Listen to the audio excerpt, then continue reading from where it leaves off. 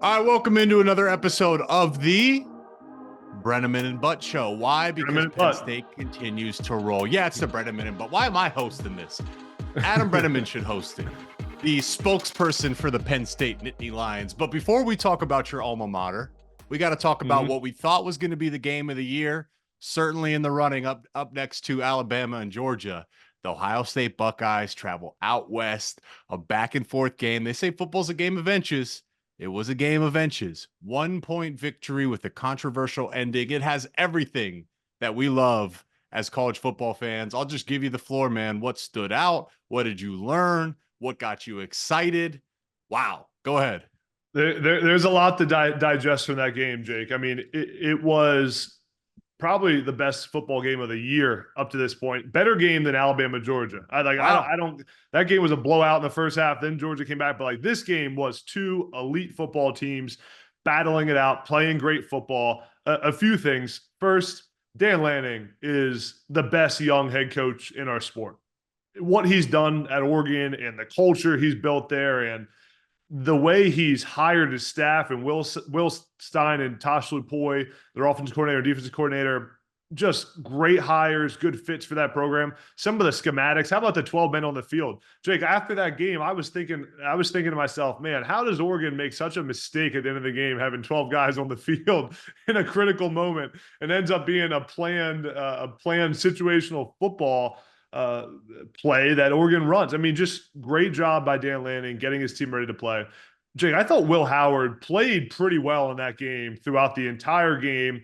Other than it's hard to say he played great when on the last drive of the game he made two critical mistakes and slid and let the time run out. But I thought he played really well. And these two teams are two of the best teams in the country. What it really means now is Ohio State can't slip up twice, and it makes this game against Penn State in just a couple of weeks even bigger for Ohio State. But it was a good day to be a Big Ten football fan. Good day to be guys that talk about the Big Ten, because that was two of the best teams in the country we saw. Man, Will Howard played awesome. Like he was almost the reason they won. 12 carries for 19 yards rushing in the second half for the Ohio State offense. I didn't expect to see that, but Will Howard, I mean, you look at his statistics, 80% completion rate, over 300 yards, a couple touchdowns, including a run. He was freaking lights out for the most part. But I look at that real quick. That last play, if I'm Ohio State, like that was not the right play call given the situation. They were running three-level out routes. That's what you call when you don't have a timeout. They had a timeout. The only route you could have hit with time still on the clock was that underneath out route. You need to run all slants or anything else. So that was, again, like down the stretch, Dan Lanning and the Oregon staff outcoached them. It was a game of very thin margins. Yeah. Oregon, what I took away is Oregon, that is a national championship contender. They picked the best weekend to play their best game. Not a single sack given up. The offensive line played great. The defensive line won without their best player. Everyone on the Oregon roster was so focused and locked in. And they, like in the biggest moments, Oregon was just a step ahead of Ohio State. Yeah. Well, Oregon absolutely proved they're for real. And you look at their schedule now. I mean, probably close to a lock to win the Big Ten title. Their toughest games are Illinois, Michigan, and Washington. Now with that win, completely control their own destiny. The best part about what I saw from Oregon in their offense, I mean, there were some concerns early in the season about this Oregon offense, but they were able to run the ball. They sustained long drives in this game, and then they also had more explosive plays than they had throughout the season. How about the run by Dillon Gabriel for the touchdown? So there was a new dimension to this Oregon offense that we knew it was going to come at some point. We knew that it was going to all click, and Dillon Gabriel's a winner. He knows how to win and has played so much college football and has been in a bunch of big games, and you could see that experience kind of come out and be valuable down the stretch in that game.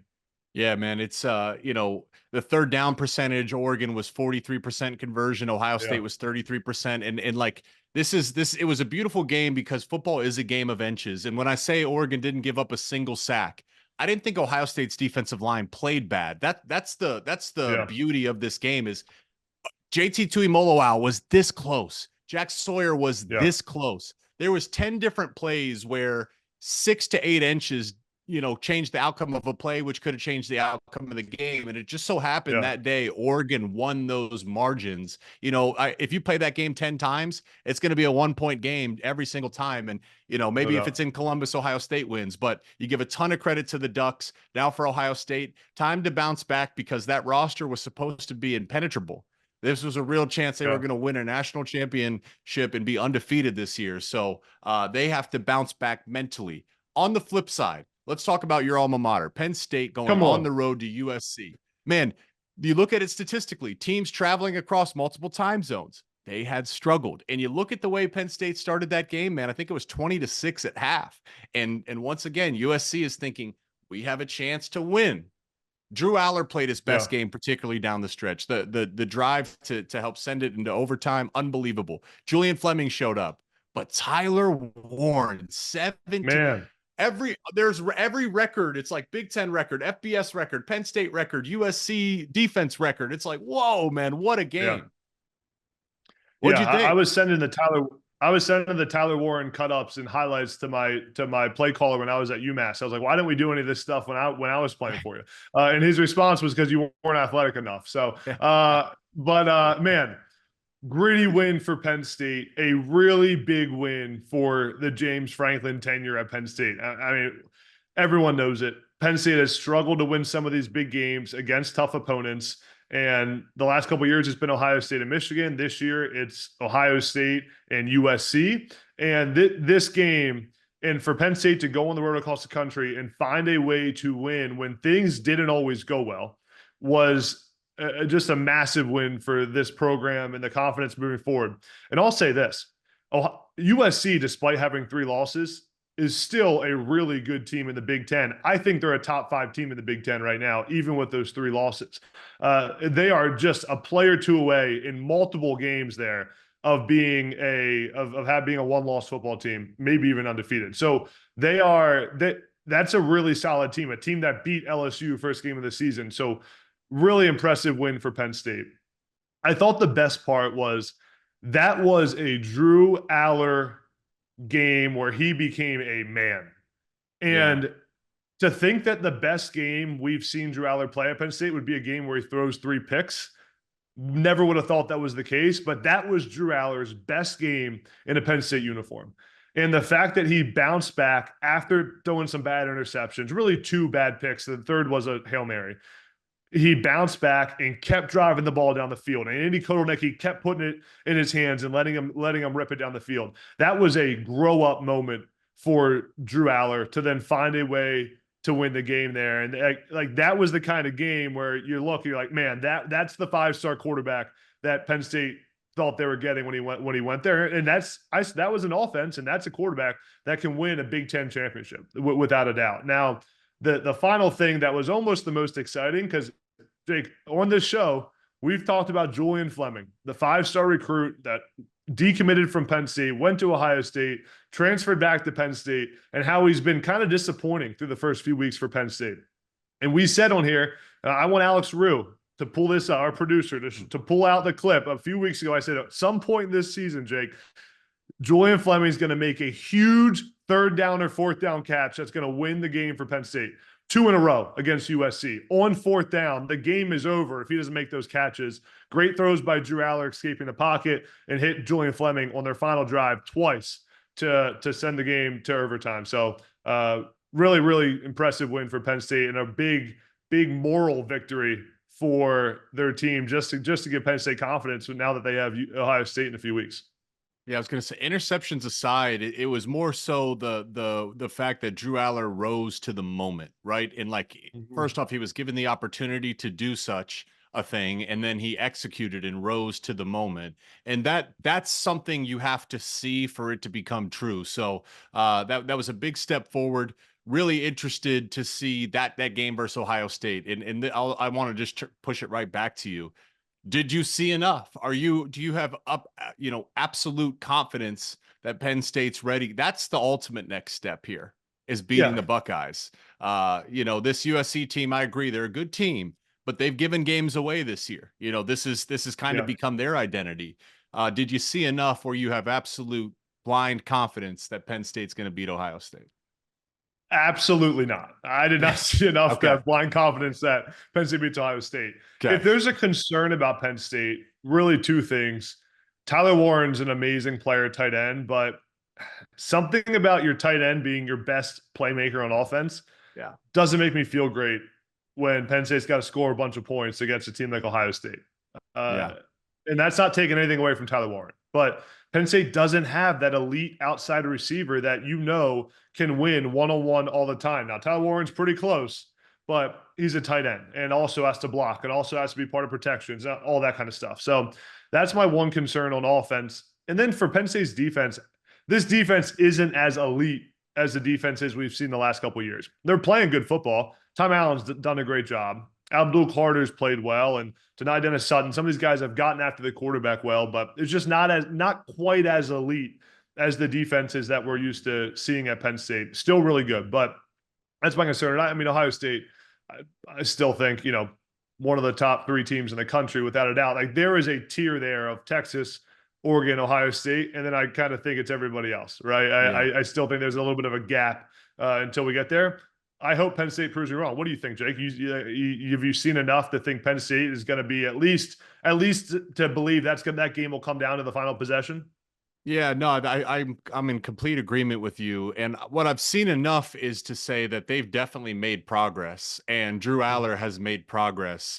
I share the same concerns where, sometimes the issue with your tight end being wide receiver 1 is Ohio State has 2 guys. You talk about Jeremiah Smith, Ibuka could do it probably. Either running back can do it, where you just give them the ball and it can turn into a 70-yard touchdown. And those are easy points in their gut-wrenching momentum plays. And like a tight end can't do that, So that's the big question. But I've seen enough for them to have made progress. I agree in the Texas, Oregon, Ohio State gap, but Penn State can do it, and this will be a big test. When we talk about the rest of the conference, though, few big matchups I want to preview this weekend. We got Michigan, Illinois. This game has history. It's a top 25 matchup in Champaign. They got great uniforms, and I look at the pressure to win, where for Illinois, I'll lay this out real quick, and then I'll give it to you. Illinois, for Brett Bielema, you look at the schedule and how they've played. They have a chance to win 9 or 10 games this year. And if they do, this is the pivotal moment in the season that we'll look back upon and say, this is where they decided that they were going to be great. On the flip side, for Sharon Moore, man, I get it. You went 15-0 and won a national championship last year, and that's all good and well, and everybody's excited about that in Michigan circles. But I think the Michigan community is saying, why is it that Ohio State never has to take a step back? Why is it that Penn State is winning 10 games every year with James Franklin? Why is it the same with Oregon? They're saying why, and this is the game where Michigan will decide to continue to be a competitor, or be 7-5 or 6-6 or 8-4, whatever it is. This game will decide that, and there's a lot of pressure riding. So what are some of the things you're looking at in this matchup? Well, I agree with you. It's a huge game for both programs, and it really feels like a game that Sharon Moore has to win. And despite being what's Michigan, 25th in the country or 24th? Yeah, 24th, yeah. 24 in Illinois ranked higher. I mean, it's a must win for Michigan. Like, you cannot lose this game against Illinois if you're Sharon Moore. Now, for Illinois, if Illinois can find a way to play Michigan the way that Illinois played Penn State, you think about the first half of that Penn State game. I mean, Illinois controlled a lot of the clock in the first half of that game. It was, I forget what the score was at halftime, but it was a close game. It was right there at halftime. That's the style of play Illinois has to take to Michigan. And I think when I think about Michigan this season, I don't really know what Michigan is. Michigan, there's a chance where Michigan could win a lot of football games the second half of the season and be right back in there as one of the top handful of teams in the conference. But it's really been about the turnovers, right? Like, can Michigan take care of the football and then play to their style of play? And we've talked about how the margin of error for Michigan is so small because of how they play on offense. And if Illinois can find a way to force a turnover and then just play the style of play they played against Penn State, Michigan's offense isn't going to have the firepower that Penn State's had to put up 21 points. Illinois' defense played pretty well in that game. So I think that the formula they used against Penn State will be a winning formula against Michigan. And then, as you said, I think Illinois has a chance to play a little bit more loose in this ball game and have a little bit less to lose, even though they're the higher ranked team, because it's really going to be a game where Michigan may be a little timid in the sense that like they have to win this. It's not going to be a good look for Sharon Moore and for Michigan if they go back-to-back losses, Washington and Illinois. The chatter won't be good coming out of Ann Arbor. Yeah, you're exactly right. Turnovers, Illinois, they're tied for fourth in terms of forced turnovers in the conference. Michigan has given away the second most turnovers, so that's a key statistic. I think it's there's some great matchups though for Michigan. That front four, they get after quarterbacks, and the big issue for Illinois is I know the fans in Bielema said, "Hey, Altmaier's talented. We have to protect him." Well, this year, that's been their biggest stride as they've been able to protect him. Of course, Penn State was able to get after him. That was Abdul Carter's best game. So do they get rid of the ball quickly? Can Michigan get there? It's a race. Can that D-line get to Altmaier before he releases it? And then on the flip side, I believe Illinois is 15th in rush yards allowed per game, 15th in yard per carry allowed defensively. That's not going to cut it versus Michigan. They're going to run the ball. They don't care that you know it. They know it. So this ends up actually being a matchup that Michigan has some advantages. Of course, it just comes down to execution. And let's wrap it up here with another big game, revealing game. The Hoosiers, they're rolling. By far their best opponent, though. And really interested to see this matchup versus Nebraska. What do you got? We're going to find out a lot about Indiana in this game. I mean, I've heard a lot of chatter in the non-Big Ten circles about Indiana's 6-0 start being fraudulent. They're not that good. It's kind of just an anomaly. They aren't a top 20 team. I'd advise everybody to hold off on that. Curtis Rourke is for real. Kirk Cinetti, as we've talked about a lot, knows how to win. Now Indiana gets Nebraska at home on big noon kickoff where they're, 7-point favorites? And then, if Indiana wins this game, they then have Washington, Michigan State, and then Michigan, I believe, win this game, and they're probably favored in all three of those games the rest of the year, and a legitimate chance, Jake, to be 10-0 rolling into Columbus at the end of November. This game will tell us a lot. If they don't get past Nebraska, then that chatter becomes for real. That Indiana's 6-0 start was a fluke. Yeah, it's like when I watch Indiana play offense, I'm trying to figure out what is it that they do really well.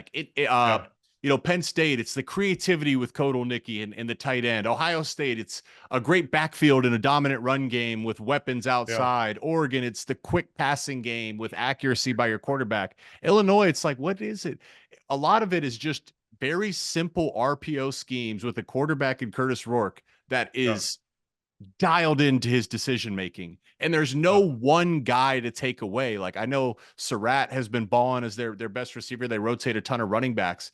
They've been so diverse in scheme. Now the thing is this will be the best defensive line they faced all year. Guys like Nash Hutmaker and Ty Robinson in the middle. Those dudes are disruptors. That's where the game is won and lost. And on the flip side, I love this stat here, man. Raiola. There's two different Raiolas, and this is per PFF, which is wild.